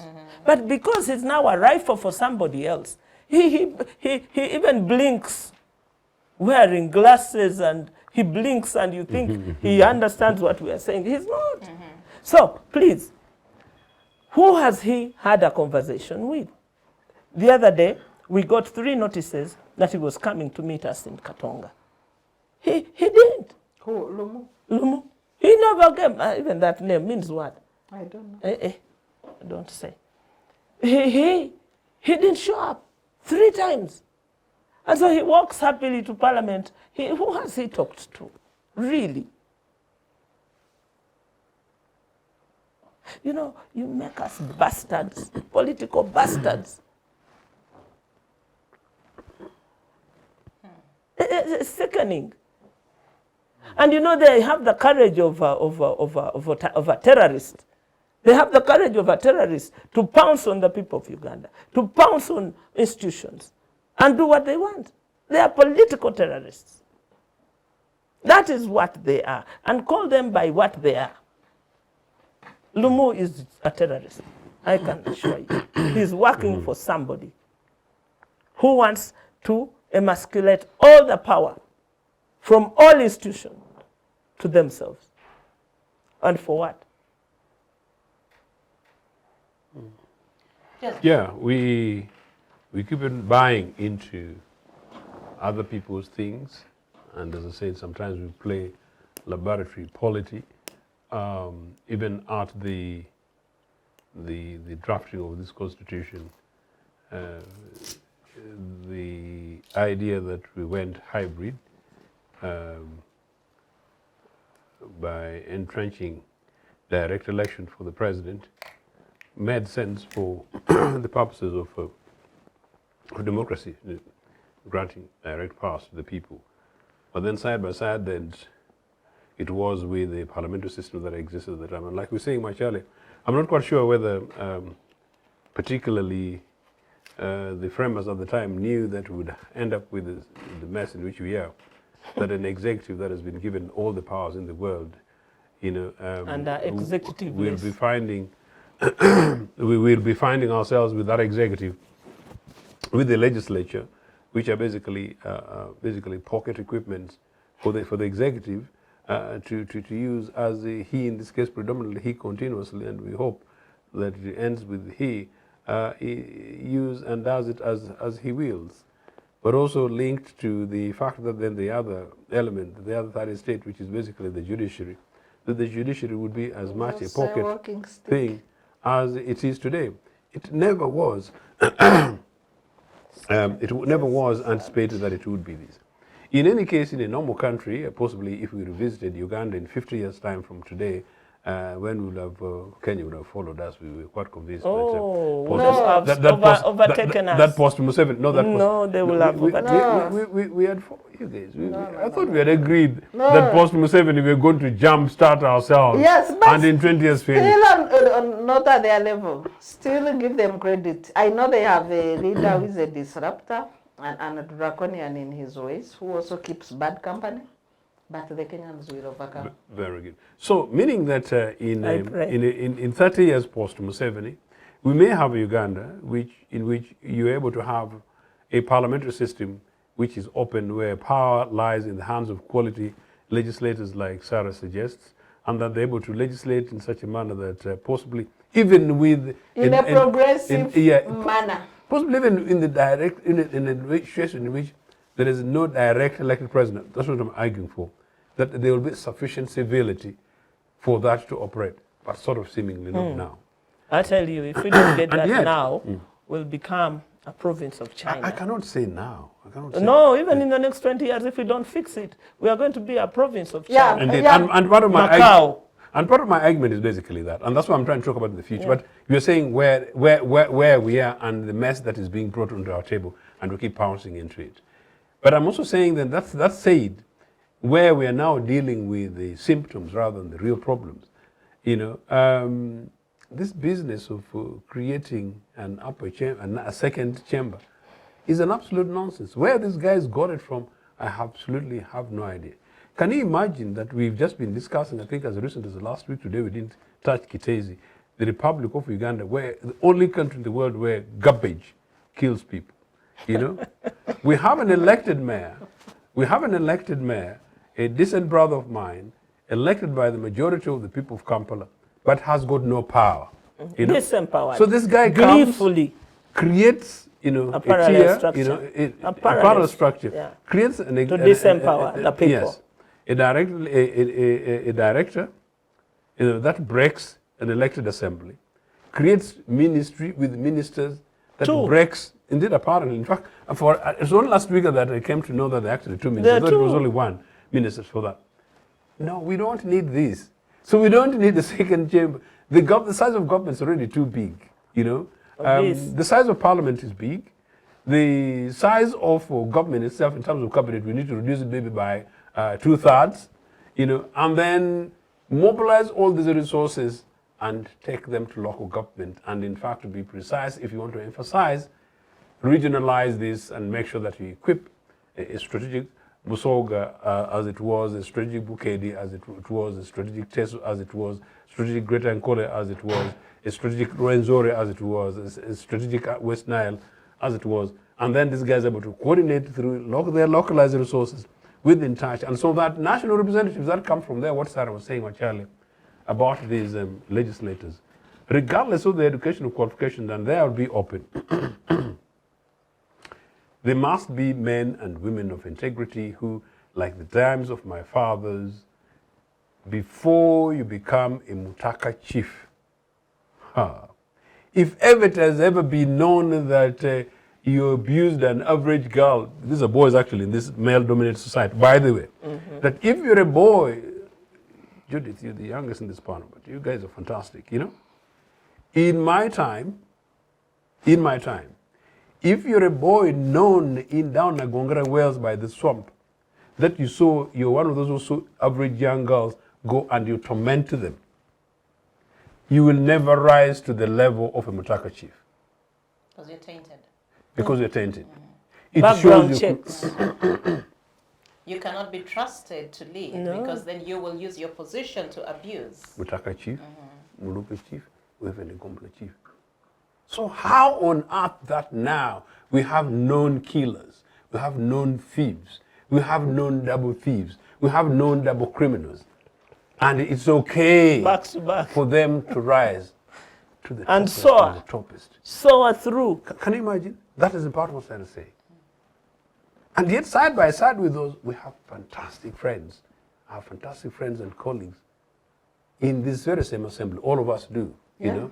Salaamu has been in that assembly. We were fantastic guys. And for me, by the way, in the last 2 weeks, But they are outnumbered. indeed, I met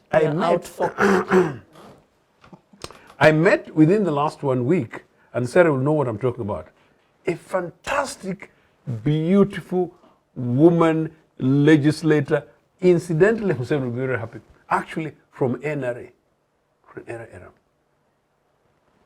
You know that she's fine as a person, but she is just terribly lost and wasted in a crude basket.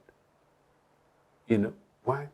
Dominated by the mess from the top and dominated by the numbers that Sarah's talking about. And the mess In from terms the of- bottom and the mess in the middle. And sort of that's what it is. So basically we're addressing symptoms, not the real realities.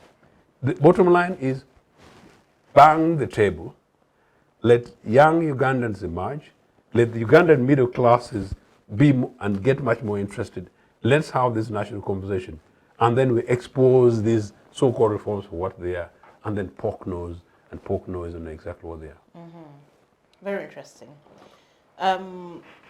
Let's look at the issue of allowing prisoners and Ugandans in the diaspora to vote. I know for a long time Ugandans abroad have actually wanted to have to be a part of the electoral process, to have to exercise their mandate through the ballot. But then how do we make such a system actually applicable, and also looking at the flaws we always have in our electoral processes, how do we ensure the integrity of the process and the outcome of having, let's talk about prisoners, for instance, before we even go to the diaspora? I think don't complicate the debate, the discussion. It's about a citizen. A citizen found anywhere, in prison, in a toilet. A citizen, unless you've been stripped of your citizenship. Every effort must be made to have that citizen exercise their right. And don't take it out of the realm of a citizen.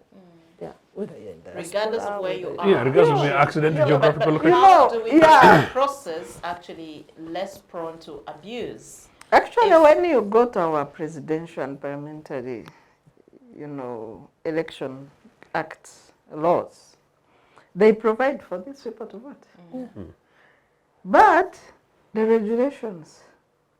So when you say, for example, regulation to form a polling station, a polling station shall be at the parish, shall be where. So when you go to a correction center like prison, what is the parish?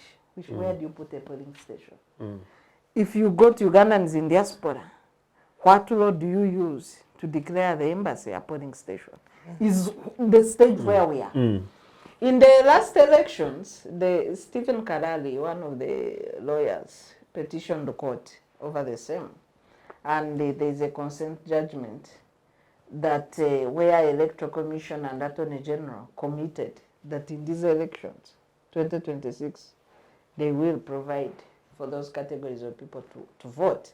We have also other people who don't vote, the nurses, the Electoral Commission polling officials, the security who are on election day. They are supposed to be voting 3 days before so that they have a day to move to their stations of work. Even journalists. I remember Yes.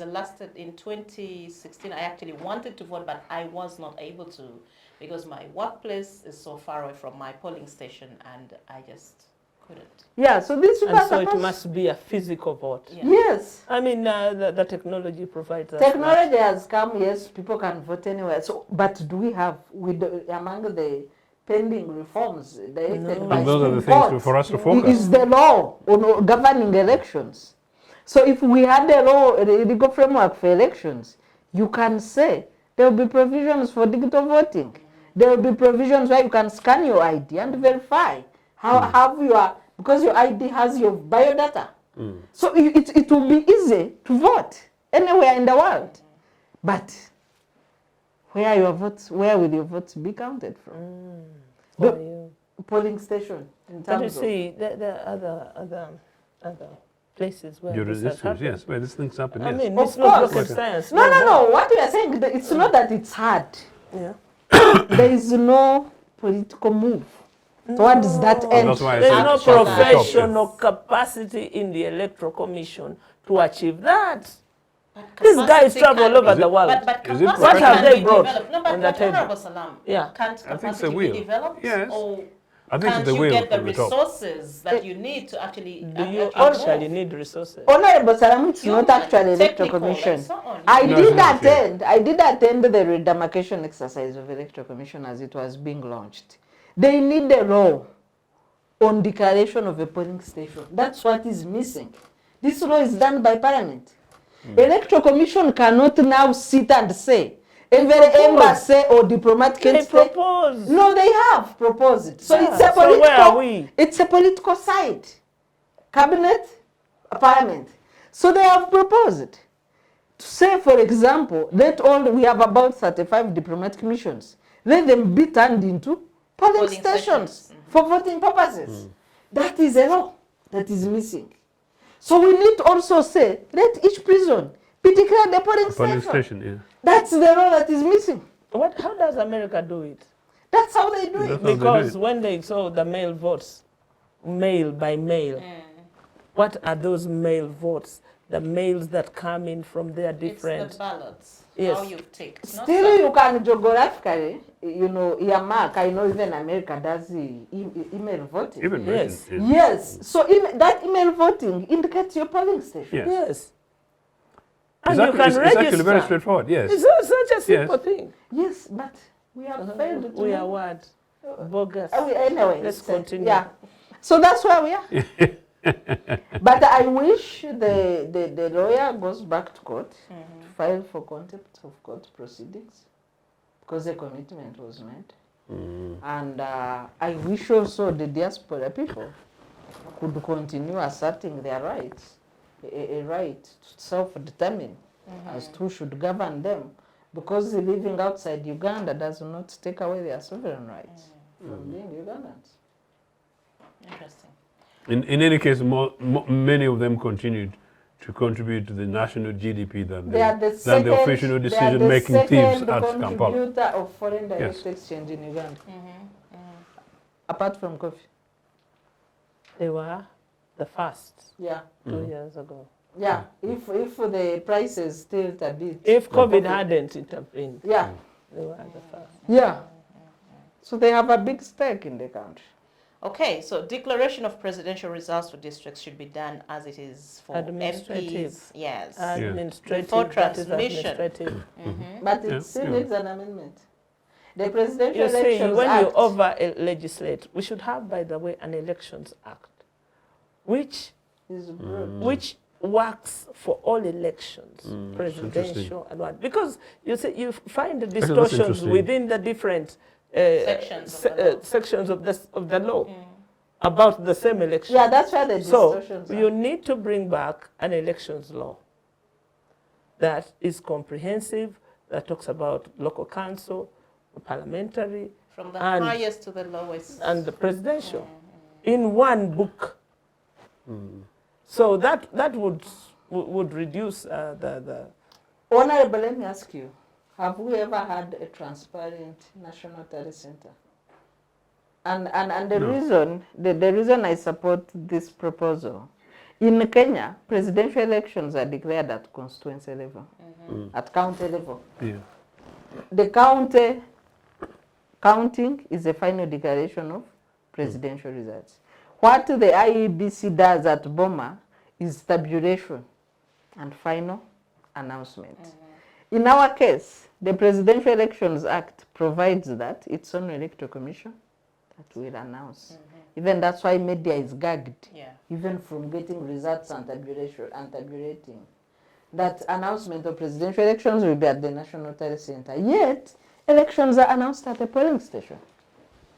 And those Yes. are the, so, Those if you don't know, part of what- yeah, one- they're administrative. But one of the but, reasons why that's very important, so sorry, one of the reasons why that's very important is actually the state is using that not only to gag journalists, No, to but manipulate. to manipulate No, and, to and, steal. and wrap up the theft. Yes. Still, You know, under the guise that no, you Yes. cannot. And then everybody's gagged. Don't announce. We shall cut you, Yeah. take you out. Monitor is always I think that is the urgent. victim. Yeah, the yeah. victim. So when we say declaration of presidential elections will be at the district, it means that whatever results are announced in that district hall, those are the final, that everybody will respect, that will be reflected at the National Tally Center. The second So biggest why issue don't we say all elections will be declared? at the district. Yes. Yes, I That's agree. the proposal. I agree with your proposal. That's what he's But saying, still, these are the amendments that we need. Whether minor or major, they And they need have to to be happen. amended, yes. The second biggest issue we have is at a center where results are brought in on cheats. Nobody sees them. Cheats, read this, Yeah, I've never read been to the that. Tally read Center. that. I didn't know. Oh, That I is didn't famous. know. My You God. tell us, Honorable. All Your that. experience. I Yeah, know. yeah, I mean, know. we could benefit from your experience. You see, as, it's as all a that. politician, yeah. It's all that. It's very One, traumatic. they set rings of security around the Tally Center. Yeah. They determine who will access the Tally Center. And so they determine even who will bring the declaration forms, because they get kidnapped along the way as well. So you don't have a transparent. And should they fail, then the tankers roll in the night, and they are positioned just to do. No, I mean, just seeing a tanker doesn't have to fire. Just seeing it in your neighborhood is enough to send shivers down your spine, even as a local resident, as a voter. Why would you even come out of your house in the evening to go to the polling station, for example, or where Yeah, the it has a results are very being- debilitating effect on, It is a psychological. on the psyche and disempowering too. And I thought we just said that Luwero was about resolving military rule. And not rigging elections. And not consolidating it. And rigging elections. Yeah, I hear so. They So just wanted- what we are, it's when you see, for instance, Office of the National Chairman of NRM saying that they are preparing for vote protection, you know, you then know that a system is being set up for theft Yeah. of votes and protecting that theft. So, by the way, it's not the Electoral Commission that is in charge of elections in this country. Of It's course the not. military. It's the military that is in charge of elections in this country.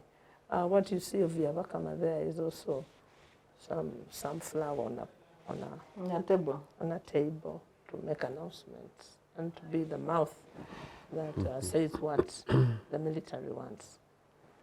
So we're talking about different things. Like it is for Kampala City, have an elected mayor and have And power have power taken away taken from away. him. So is the Electoral Commission, the face of elections, but the execution of it is the military.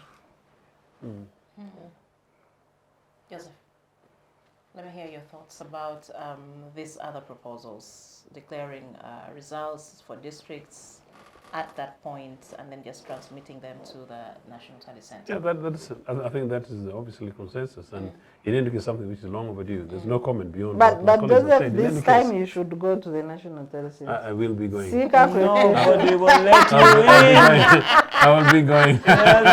They won't let Why you haven't in. you been going in the past? The military want to let They you won't in. let you in. At the time, they wouldn't, and then number two, there is also part of this other thing where you play Fentacle play, and I'm not saying that is in me.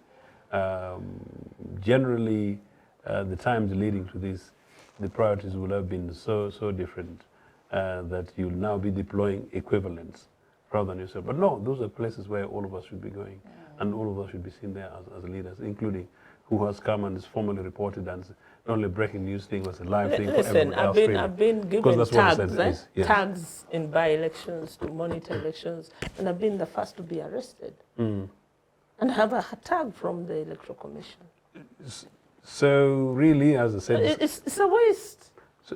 So let it not give you false confidence that you are watching anything. No, sir. But in They'll any, break your room as you're monitoring elections.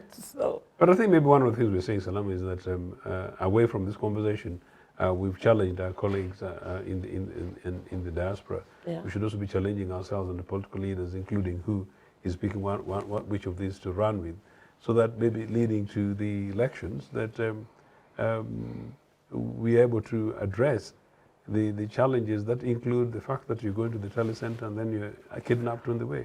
That maybe you should be looking at the remedies to ensure that it doesn't happen. Maybe you will be killed on the eve. That is Poisoned. poison. I'm told we have 5 minutes to go, Yeah. so I want us to really wind up. The template in Kenya tells you many things. That Kenya and Uganda, they share templates at the top. They do. So take that template of being taken out on the eve. Remember the guy of Electoral Commission in charge of the software who died? Yeah. In It Kenya. happened. Yeah, I remember that. Yeah, he told the mafia that everybody needs his fingerprint. Everything needs his fingerprint. And they can't. went So for the mafia came for his hand and took the fingerprint and used it. and then declared him dead thereafter without the fingers. So, But that's really nasty. why is Africa led by crooks? So really for me, You know, Honorable Montu says, always said to me, is it the color of our skin that we never get nothing right? I mean, what's wrong with us? the crooks are more aggressive and the good people are laid back. Yeah. And that's what has made the situation worse. The consciousness of the citizenry and the activeness of it. I mean, people are securing Anyway. houses Yeah. and not securing their future. You're securing a car, but your future is dumb. Like I told our neighbors in South Sudan, democracy works like in a business, the forces of demand and supply. Unless the citizens put up substantial and credible demand for the democracy they want, the crooks will keep supplying air. And that's what Africa is treated to. Those are my parting shots. So, Thank you. Judith, you are Gen Z, Uganda, Gen Z, the region must remobilize, reorganize, and that the challenges for this Gen us to make sure that we're net contributors in enabling what they're able to do, so that together we're able to make sure that we make it difficult, if not impossible, for these national and regional thieves, in fact, continental thieves, to stop taking us back to the days of slavery, this time slavery from within rather than from without. It's unacceptable. Thank you. Honorable Salam, your The parting shots. mentoring of the Gen Z is equally a worry for me, in that looking at what has happened in Kenya and remembering what happened in Egypt, that actually a revolution can be hijacked, can be subverted, is a reality with the Gen Zs across the border. And so we must have a toolkit, a political toolkit, that we bequeath to the next generation to understand if there's anybody ready to learn. And so we can only give them, and they will want to learn.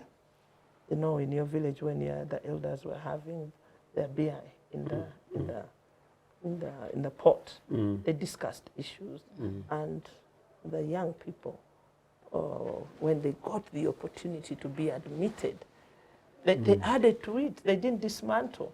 So the Gen Zs who seek to dismantle what they have found without a clear analysis and without working out the traps are big liabilities to the continent too, because they'll be taken out. And so we need to do more work, more substantial work, intergenerational, to secure ourselves. Thank you. Thank you very much, Mr. Joseph Othieno, Honorable Salaamu Musumba, and Dr. Sarah Bireete. My name is Judith Atim, and this brings us to the end of today's edition of Citizens Chat Show here on Civic Space TV. Shall be streaming at 2 p.m. on Friday. Do subscribe, follow us, and like and drop a comment. We've been talking about the impeachment or the impending impeachment of the Deputy President of Kenya, Rigathi Gachagua, and we've also been talking about the electoral reforms in Uganda, the conversations around that, and basically the implications looking at the political context we're in. Thank you very much. We'll be back next week, same time. See you then.